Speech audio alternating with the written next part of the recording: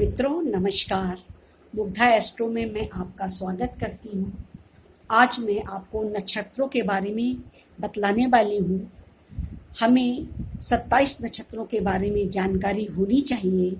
मैं आपको 9 ग्रह 12 राशि और नक्षत्रों के बारे में थोड़ा थोड़ा तो बता चुकी हूँ, पर पूर्ण विवरण 27 नक्षत्र जो होते हैं उनका क्या रोल है, नक्षत्र की गणना, नक्षत्रों के स्वामी, नक्षत्रों के देवता और उनके फल और उनसे होने वाले कष्ट के समय क्या हमें उपाय करना चाहिए, इसके बारे में मैं आज विस्तार से बात करूंगी। देखिए, नक्षत्र 27 होते हैं। ज़्यादातर लोगों ने इसके बारे में सुना है, जानते हैं और उसके हिसाब से अपने उपाय उपचार भी करते रहते हैं। परंतु विस्तार से सारे नक्षत्रों के बारे में जानना, उनके देवों के बारे में जानना, स्वामी के बारे में जानना और उनसे होने वाली जो हमारे जीवन में रोग हैं, समस्याएं हैं, उनको समझना और समाधान पाना, ये एक आवश्यक विषय है। आज मैं इसी विषय पे बात करूंगी। तो आइए शुरू करते हैं। 27 नक्षत्र अच्छी तरह से समझ लेते हैं। देखिए, पहले नक्षत्र का नाम है अश्विनी। इसके स्वामी है केतु और इसके देवता हैं अश्विनी कुमार। इन्हें वैद्य कहा गया है। और वैद्य का हमारे जीवन में क्या रोल होता है? जब हम बीमार पड़ते हैं तो हमें इलाज कराना पड़ता है, तो वो वैद्य हैं, डॉक्टर हैं, जो आज की भाषा में वो हमारा इलाज करते हैं। परंतु इसके देवता अश्विनी कुमार है। जिस समय हम बीमार हों तो हमें अश्विनी कुमार का ध्यान करना चाहिए, इनके लिए पूजन करना चाहिए और औषधियों को देवालय में जाकर दान करना चाहिए। जहाँ पर रोगियों की मुफ्त में इलाज इत्यादि किया जाता है, वहाँ सेवा सहायता करनी चाहिए। इससे हमारे कष्ट कम होते हैं। दूसरा नक्षत्र है भरणी। इसके मालिक हैं शुक्र और इसके देवता हैं यम। इनका काम है मृत्यु को देना या बचाना। अब यदि शारीरिक कष्ट चल रहे हैं, बीमारियां चल रही हैं, मुश्किलें चल रही हैं, ये भी तो मृत्यु तुल्य कष्ट होते हैं। इनसे अगर हमें रक्षा करनी है तो फिर हमें यम देवता की पूजा करनी चाहिए। यानी जब ऐसा पीरियड चल रहा हो, ये पीरियड विशेष की मैं बात कर रही हूँ, तब यम देवता की पूजा करें। और यम के लिए हम किसे पूजें? हम शनि को पूजें। शनि ही दंडाधिकारी हैं। शनि ही हमें प्राण लेते और देते हैं और उनके एजेंट राहु केतु हैं। जब बीमारियां, मुसीबतें और नाना प्रकार की समस्याएं, जैसा कि आजकल कोरोना काल चल रहा है, तो सारा आकलन निकल के आ रहा है कि शनि के द्वारा ये पीड़ा दी गई है। शनि अपनी मकर राशि में है, जिसमें वो अच्छा फल नहीं करते और उनके संबंध राहु के साथ सटाष्टक हैं। इसलिए राहु हर चीज़ को विस्तार दे रहा है और वैसे मिथुन में राहु अच्छा नहीं होता। तो इस प्रकार से पता चलता है, यानी कष्ट देने का काम इन्हीं क्रूर ग्रहों का है। तो जब भरणी नक्षत्र का पीरियड चल रहा हो, यानी उसमें हमारा जन्म हो या उस नक्षत्र से हमारी राशि से वो नक्षत्र गुजर रहा हो, तो फिर हम इसका उपाय उपचार कर सकते हैं। तीसरा नक्षत्र है कृतिका। इसके स्वामी सूर्य हैं और इसके देवता अग्निदेव हैं। इसमें हीटिंग होती है, क्रोध अधिक कह सकते हैं, परंतु क्रोध का हर समय मीनिंग नहीं होता है। अगर इससे संबंधित कोई समस्या आ रही है, सूर्य कमजोर हो रहा है, तो फिर सूर्य की पूजा करें, अग्निदेव को प्रसन्न करें, होम आहुति आदि दें। चौथा नक्षत्र है रोहिणी। इसके स्वामी है चंद्रमा और इसके देवता हैं ब्रह्मा। ब्रह्मा जीवन देने का काम करते हैं। चंद्रमा से संबंधित अगर कोई समस्या हो रही है तो भगवान शिव की पूजा कर सकते हैं, चंद्रमा को अर्घ दे सकते हैं, ब्रह्मा की पूजा कर सकते हैं और मंत्र जाप ओम सोम सोमाय नमः का जाप कर सकते हैं। पांचवा नक्षत्र है मृगशिरा। इसके मालिक मंगल हैं और मंगल इसके देवता हैं चंद्रमा। चंद्रमा का शुभ दिन होता है सोमवार। अगर इससे संबंधित कोई पीड़ा हो तो सोमवार का व्रत करें, शिव जी का पूजन करें, या अभी मैंने बताया चंद्रमा के मंत्र का जाप करें, तो फिर कार्य सफल होते हैं।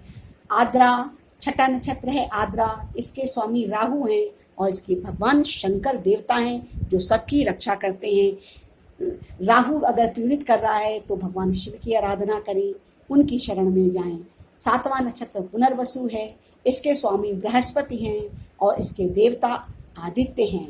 आदित्य भगवान सूर्य को कहते हैं और भगवान सूर्य की उपासना करें, जो तेज भरते हैं और इसका शुभ दिन रविवार होता है। जब विद्या अध्ययन करना है या कुछ भी ऐसे काम करने हैं जो प्रखरता तेजस्ता से भरे हुए हैं तो भगवान सूर्य को नमन करके प्रारंभ करें। आठवां नक्षत्र है पुष्य, और पुष्य के स्वामी हैं शनि और इसके देवता हैं गुरु। विद्या अध्ययन करना गुरु के माध्यम से होता है। तो पुष्य नक्षत्र वैसे इन सारे नक्षत्रों में बली है, 27 नक्षत्रों में बली है, परंतु अगर इसमें कोई काम किया जाता है तो सिद्ध होता है। विवाह इसमें नहीं करते, बाकी सब काम पुष्य नक्षत्र में किए जाते हैं। गुरु पुष्य योग को तो बहुत अच्छा योग कहा जाता है। इसमें तो कोई भी काम करें वो निश्चय ही फलदायी होता है। 9वां नक्षत्र है अश्लेषा, इसके स्वामी बुध हैं और इसके देवता सर्प हैं। इसमें अगर कोई बाधा आए अश्लेषा में जन्म लिए हुए व्यक्ति को, या अश्लेषा नक्षत्र से हमारा राशि से अश्लेषा नक्षत्र जा रहा है या चंद्रमा वहाँ से गुजर रहा है, तो फिर आपको पीड़ा हो रही है तो नाग पंचमी के दिन इसकी नागों की पूजा करें, और वैसे भी शिव मंदिर में जाके पूजा कर सकते हैं। 10वां नक्षत्र है मघा, इसके स्वामी हैं केतु और देवता हैं पितर। देवता पितर ये दोनों प्रसन्न रहें, इसके लिए हमें देवताओं की साधना करनी चाहिए, और चूंकि इसके देवता पितर ही हैं तो पितरों को प्रसन्न करने के लिए पितरों की भी हमें पूजा करनी चाहिए। यानी अमावस्या इत्यादि को हम दान दें और पितृ के लिए तर्पण जल दान और पितृ के मंत्रों का जाप भी कर सकते हैं। अगला नक्षत्र है पूर्वा फाल्गुनी, इसके स्वामी शुक्र हैं और इसके देवता हैं भृग। ये धन और स्त्रियों को दें और उनके हाथ से लेकर खर्च करें। इसमें कहने का तात्पर्य यह है कि शुक्र इसका स्वामी है। अगर आपको धन दौलत की कमी पड़ रही है या धन आपके पास है, तो अगर आप उसे बढ़ाना चाहते हैं तो पहले उसे स्त्रियों को दे दें, यानी अपने घर की स्त्री पत्नी और इसी तरह के माता इत्यादि को भी दे सकते हैं। उनके हाथों से लेकर के खर्च करें तो सौभाग्य बढ़ता है।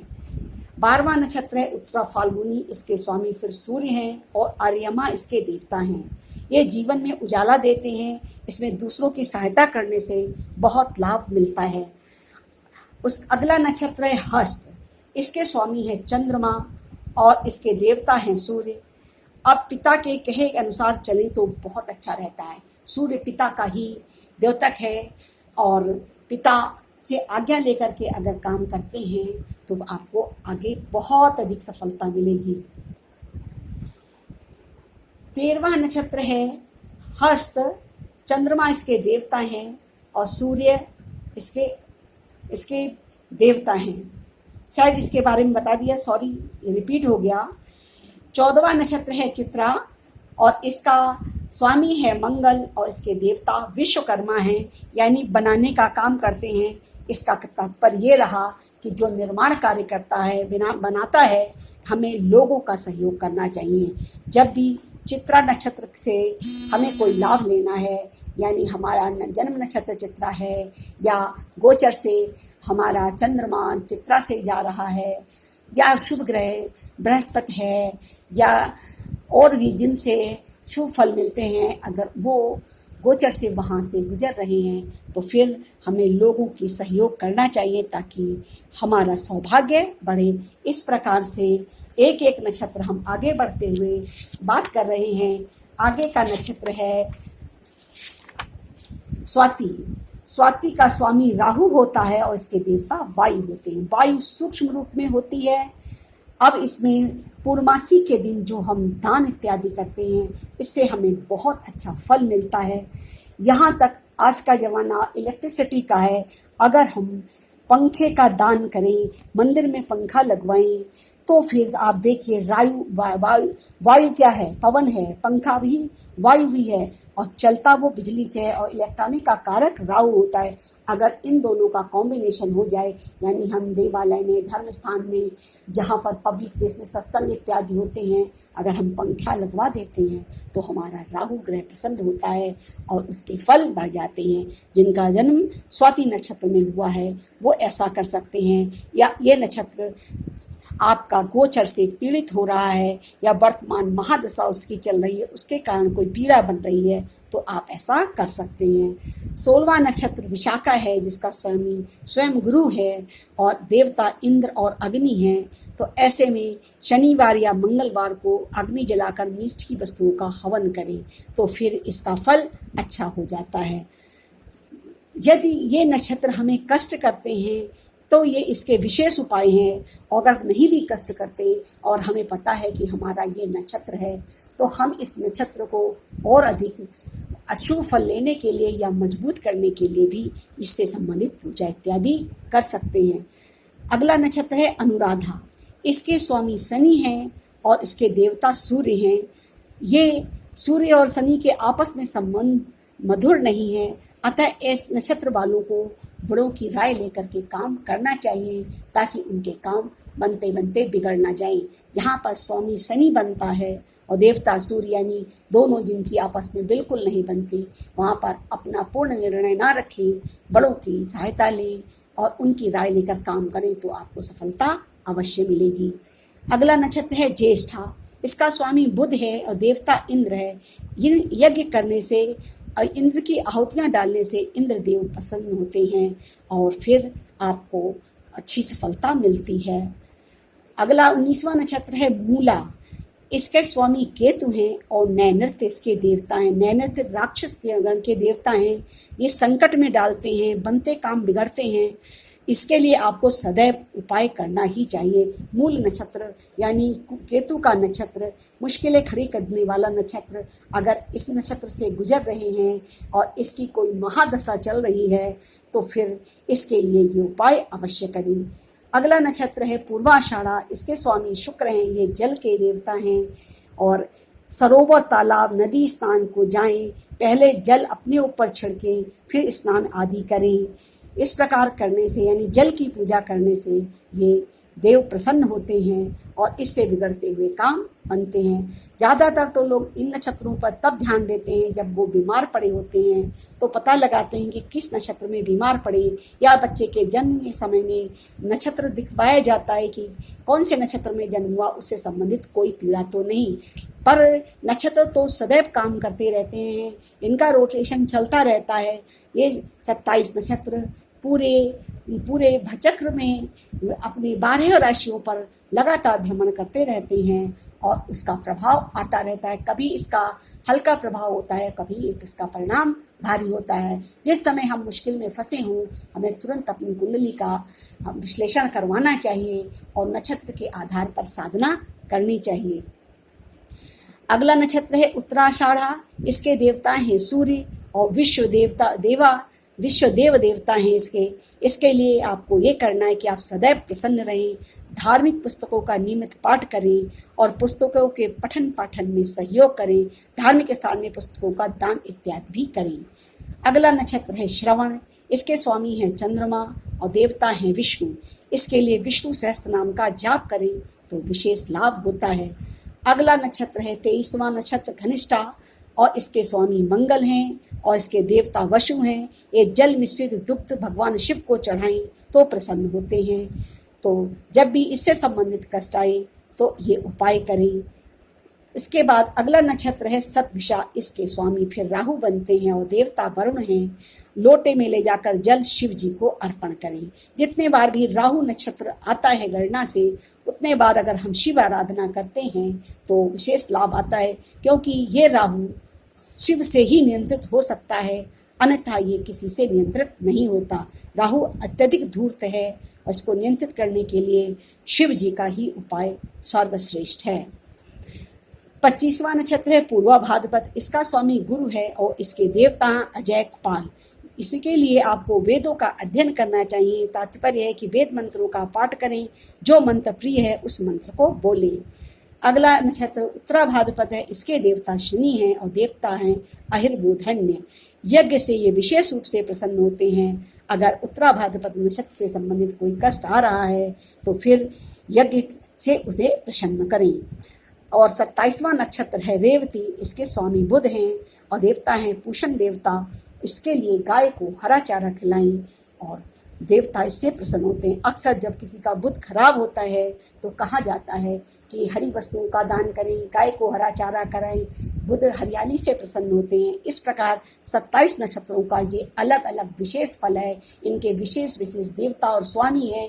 जब जब ये पीड़ित होते हैं तब तब मनुष्य को कष्ट होता है। जैसे कि इस समय कोरोना चल रहा है, इस समय शनि उत्तराषाढ़ा नक्षत्र पे हैं, जो उसकी सूर्य का नक्षत्र है और जो शनि के शत्रु हैं। पिता पुत्र होकर के भी आपस में संबंध अच्छे नहीं हैं। शनि सूर्य के एक साथ होकर या सूर्य के घर में प्रसन्न नहीं होते और सूर्य के नक्षत्र में भी प्रसन्न नहीं होते। तब वो प्रसन्न नहीं है तो पृथ्वी पर भी सबको कष्ट दे रहे हैं। इसी से सिद्ध होता है कि नक्षत्रों का कितना महत्व है कि एक नक्षत्र पीड़ित होने पर संसार में इतना हाहाकार मचा हुआ है कि शनि ने इतनी पीड़ा पहुंचाई है मकर में जाकर के। तो फिर जब हमारे जीवन काल में नक्षत्र पीड़ित होता है तो हमें भी बहुत सारी पीड़ाएं होती हैं, जिसके बारे में हम ज़्यादा नहीं जानते और हम उसका फ़ायदा उस हिसाब से नहीं ले पाते। इसलिए हमें 27 नक्षत्र का ज्ञान होना चाहिए और उनके देवता पता होने चाहिए, उनके स्वामी पता होने चाहिए और समय समय पर उसका उपाय भी करना चाहिए। एक इसके अतिरिक्त अभिजित नक्षत्र भी होता है, जिसकी गणना इसमें नहीं होती, परंतु नक्षत्र वो है और इसका महात्म्य दिन के 12 बजे होता है। ये मध्य दिन में प्रभावी रहता है। भगवान श्री राम का जन्म अभिजित नक्षत्र में हुआ था, तो इसका मुहूर्त होता है जो लगभग 12 बजे के आसपास होता है और जो 48 मिनट यानी 2 घड़ी लगा रहता है, जिसमें भी हम कोई भी काम कर सकते हैं। इस प्रकार मैंने आपको 27 नक्षत्र अभिजित सहित 28 नक्षत्र के बारे में बताया। मुझे आशा है कि आपने नक्षत्रों के बारे में सुना और आपको ये अच्छा लगेगा और आप नक्षत्रों के बारे में ठीक से जान करके अपनी कुंडली का फल और अधिक संवार सकेंगे। मैं ऐसी विशेष भावना रखती हूँ, कामना करती हूँ कि आपकी कुंडली का फल उत्तरोत्तर अच्छा होता जाए। यही मेरा ये ज्योतिष के माध्यम से शिक्षा देने का तात्पर्य है। आप उसका पूर्ण लाभ लें और आप हमारे चैनल को लाइक करें, सब्सक्राइब करें, बेल आइकन को दबाएं। मैं एक नए टॉपिक के साथ हमेशा मिलती हूँ, फिर मिलूँगी। तब तक के लिए नमस्कार।